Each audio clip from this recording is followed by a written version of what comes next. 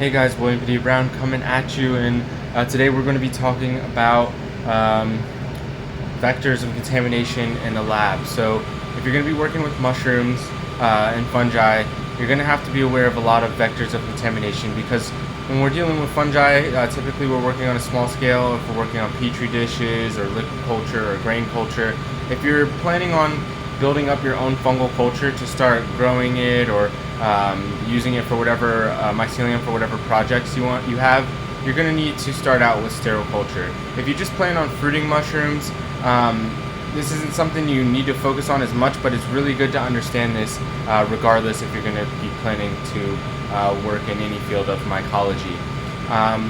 So some of the first things that you're going to need to understand is yourself as a vector of contamination. So right now I'm wearing a clean shirt. I have my hair pulled back so there's not any hair dangling in front of my work. My hands are clean. Got some gloves here. Just because you put gloves on doesn't mean that the gloves are clean. That's a common misconception that people have, that just because they're wearing gloves makes it more clean. And we're going to do some experiments later to show you guys that just because you're wearing gloves doesn't mean it's clean. One of the things that I always have handy in the lab is a bottle full of 70% isopropyl alcohol. I like 70% because it evaporates slower, and whenever you're working with isopropyl alcohol, it's going to be sterilizing or sanitizing on evaporation. So when it evaporates, the cells break open of the small microorganisms that potentially are living on your surfaces or on your gloves. Another thing that we use quite often is a mask. So as I'm talking to you guys right now, there's bacteria that's coming out of my mouth. As I'm breathing, there's bacteria that comes out of my nose. And when we're working with petri dishes, we want to make sure that we don't get any bacteria in our work. A lot of mycologists are moving over to liquid culture. This is something that I can't explain to you all, but classically we work with petri dishes, and petri dishes do come in handy for a lot of things. So not everybody's going to have a lab. It is quite common for people to start out with still air boxes or glove boxes, and this is something that I'll go over with you all. But right now we're in my lab, and if we look over here, we have a HEPA filter, and that HEPA filter, I utilize it for kind of laminar flow. Whenever it's blowing the clean air at me, it's also blowing any potential mold spores or things that might land in my work out of the way. There is a pre-filter on the back so that it doesn't get too dirty. And then the one more thing to note about the room is that there's a constant positive pressure in here. So there are cracks. I mean, if you look up, it's not completely sealed up, which eventually I do want to do is seal up the ceiling. But anywhere the air might come in, it can't, because the room is being filled with air all the time. So because the room is being filled with air all the time, any cracks, there's actually air being pushed out. Every time I open the door to come in here, air is being pushed out rather than air coming in that might be potentially a vector of contamination. Alright guys, so we're back. And we're talking about clean environments. So whenever I first started growing mushrooms, whenever I first started doing semi-sterile culture, I started out in a glove box, and that's what you're looking at on the left. A glove box is simply, or a still air box is simply just a box that you can work in where the air is not going to be moving around. So if you're ever in a room and there's light shining in, or you can just look at the light in the room and see little particles floating around, little pieces of dust and things floating around. There's mold spores in there, and when you work in a still air box, the air is still, so there's not all these things floating around. You want something you can stick your arms in. I've seen like some sander boxes and things like that you can buy that are already prepared in that manner. But if you want to build your own glove box, it's very simple. I have built a various amount of glove boxes, and I've done it two ways.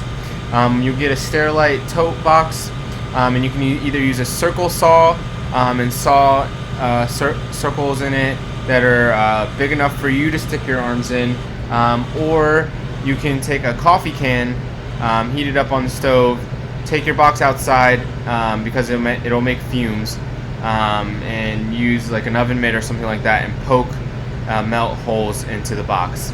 Whenever you're putting your holes into your box, you're going to want to make sure that one of them is higher than the other one. Typically, I'll make the higher one my hand that's not my dominant hand. So I'm right-handed, so my left one will be a little bit higher than my right one. And the reason that you do this is so that you can clean the entirety of the box while it's closed. So some people make their still air boxes with the lid on the bottom, and they'll do this so they can set up everything. They can put all their materials in on the lid and then close it with the top. I personally like having the lid on top and putting all my materials in and closing it.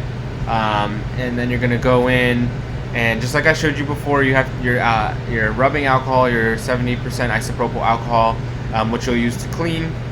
You'll preload some paper towels into your glove box so you can use that to wipe down the insides.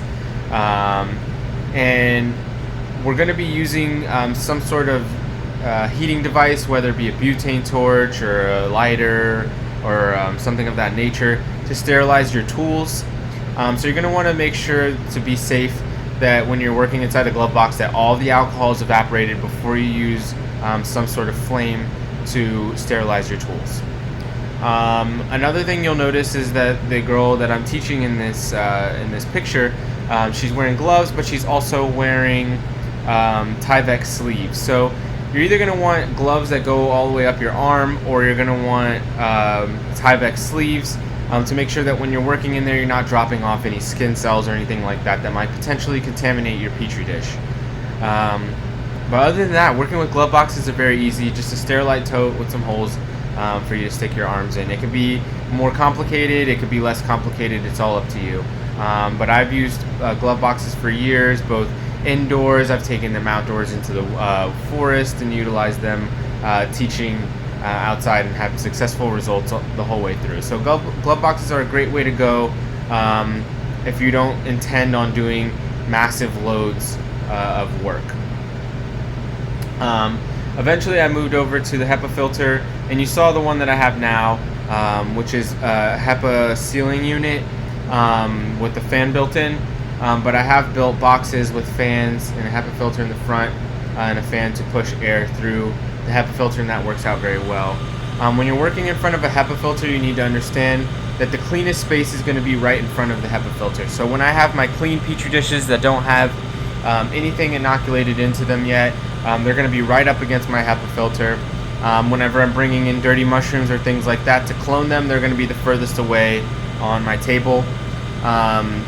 And whenever I'm cleaning off my table, I'm going to be using that isopropyl alcohol and a paper towel to clean it off. And I will always wipe towards me. I never wipe up and down. I go from the cleanest area to the dirtiest area. So from nearest to the flow hood towards me, or nearest to the HEPA filter towards me.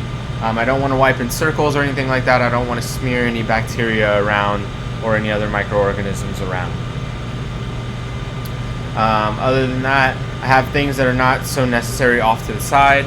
Now that I have a bigger HEPA filter, I can have more things in front of it, which is ideal because that's going to be your cleanest space. And the way that the HEPA filter works, or laminar flow, is that whenever it's blowing the air at you, it's blowing any potential contaminants out of the way. And then it's also, if you have your lab in a closed space, it's eventually going to cycle through all of the air in the room and clean out all of the air in the room, filter all the air in the room, so it's very, very clean.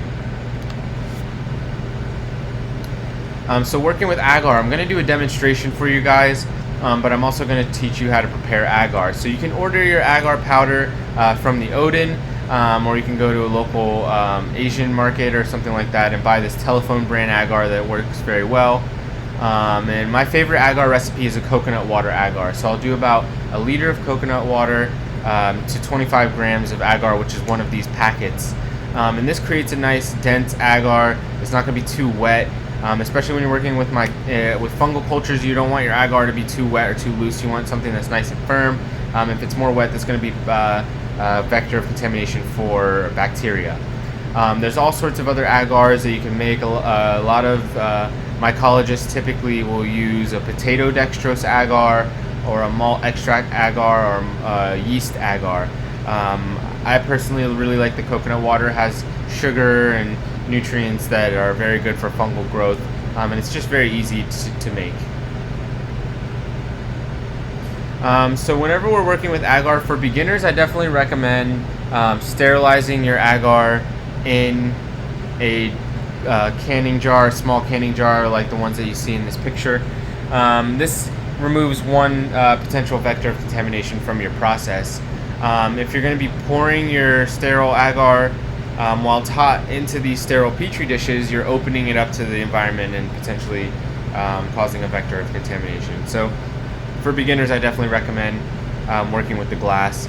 Typically, petri dishes come in already sterile, and as soon as you open the bag, you're going to be opening it up to the environment.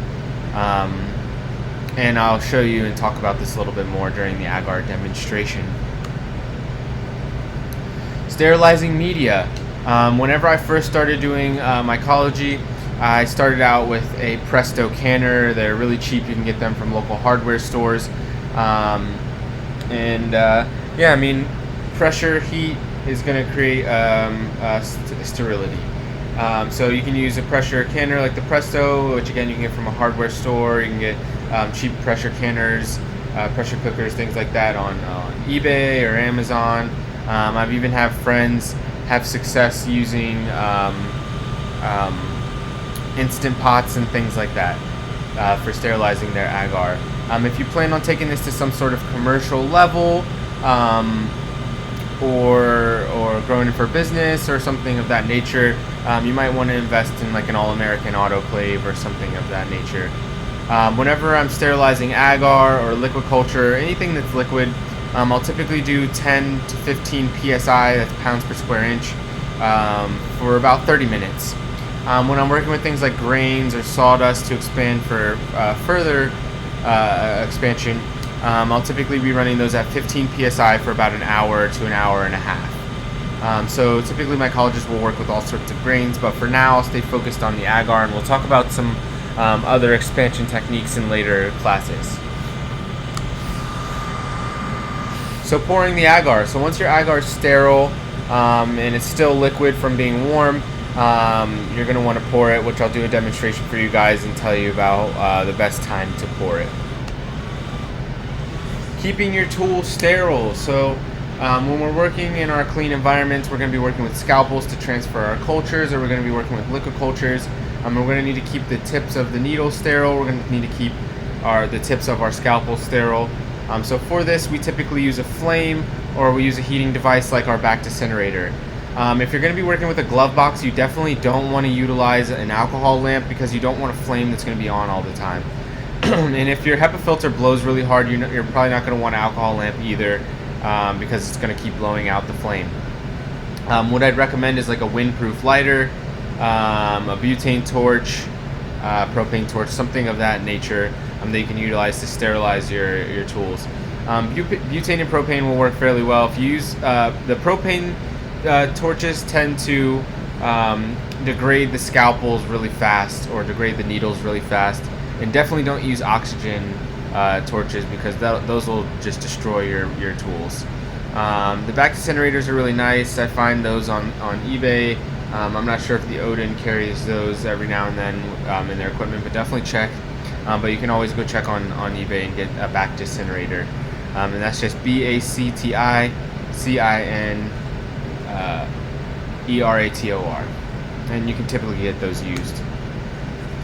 Alright, so we'll talk about culturing in one of the future classes coming up. But I just wanted to give you guys a little teaser there. We're going to go on and switch off to the next section.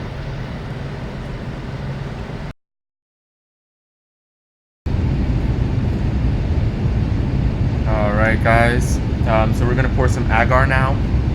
We have this agar sterilized in this nice big glass bottle.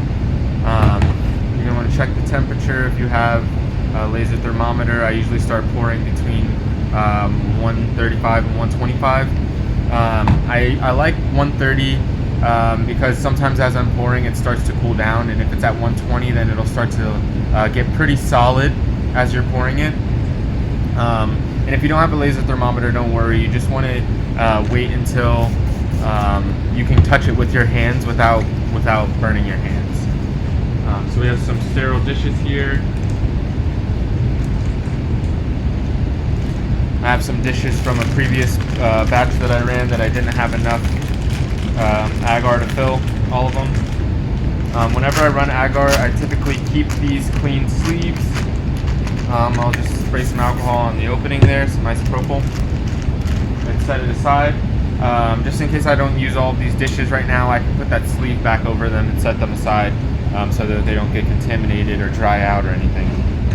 So I'm going to go ahead and spray this down with alcohol. And I'm going to start pouring my dishes.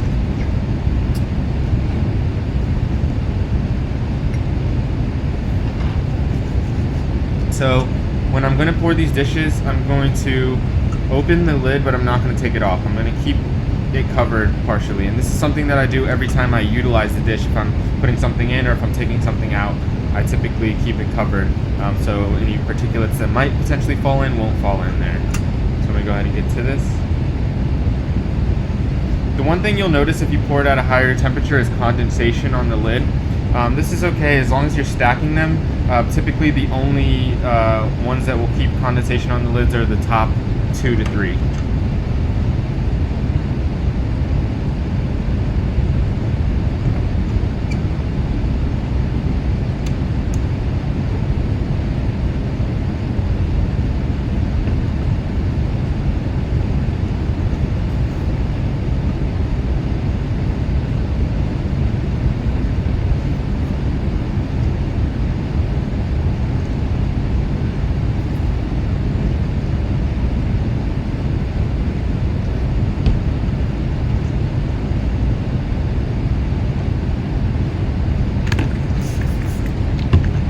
Every now and then I reapply alcohol to my hands just to make sure that they stay clean. And I usually don't talk or anything. Even though I'm wearing a face mask, I don't want to propel any bacteria or anything out of my mouth. But I am wearing a mask just for breathing and things like that. I don't want any bacteria to potentially contaminate these dishes.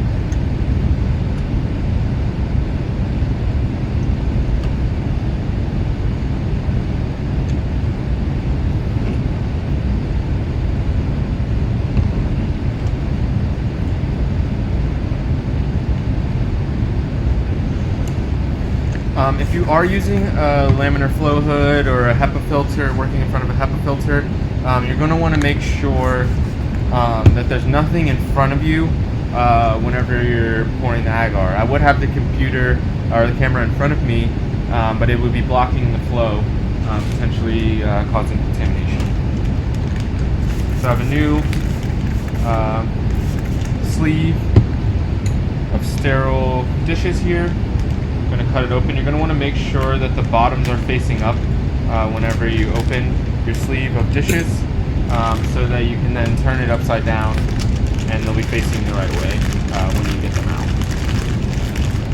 And again, I'm going to save the sleeve, and I don't let them cool with the sleeve on, because if they cool with the sleeve on, then there will be a lot of condensation on the sleeve and moisture on the outside of the dishes.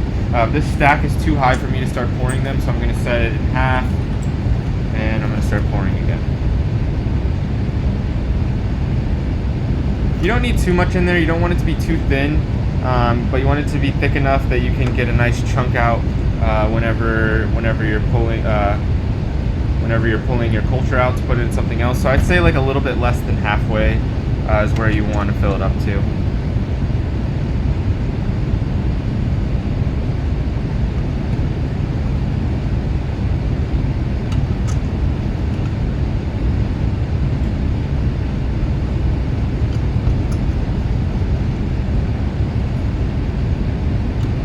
Alright guys, well, that's how you pour agar dishes. I'll get back to you guys when they're cooled down. Alright guys, so what I want you to do for this experiment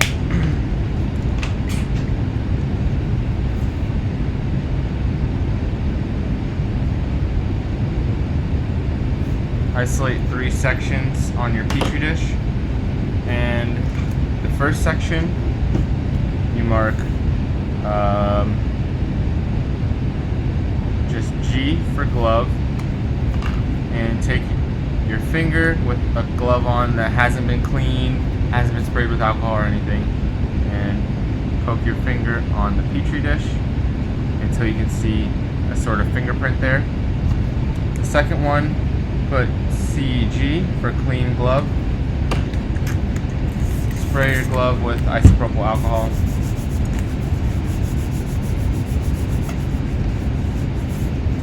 Rub it in, and then press until you get kind of a fingerprint indentation on there.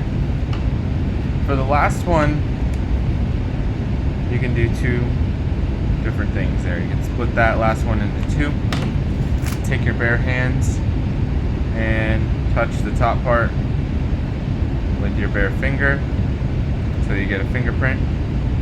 And lastly, put isopropyl alcohol on your hands, rub it in, allow it to dry.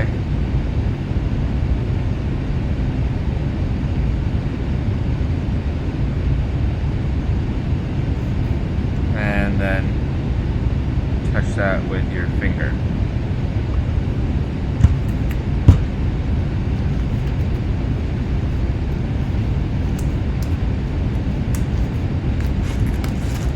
So for the one that you touched with the dirty finger, you can put DF for dirty finger, and for the bottom one you can put CF for clean finger. Then what you're going to need to do is take some parafilm, laboratory film, wax, this laboratory wax film, peel off the clean side from the paper, then take the clean side and close up your petri dish. And then over the next few days, just watch this and see which one starts to grow things first, how many diverse different organisms grow for each of these. And what I've noticed is that a dirty finger and a dirty glove are just as dirty as each other, and a clean finger and a clean glove are pretty similar in cleanliness. After spraying things with the isopropyl alcohol, it tends to kill off most organisms. So definitely keep an eye on this and watch to see how this grows for you. And this will help you to get a better understanding of why we spray our hands with isopropyl alcohol when we're working with our mushroom cultures.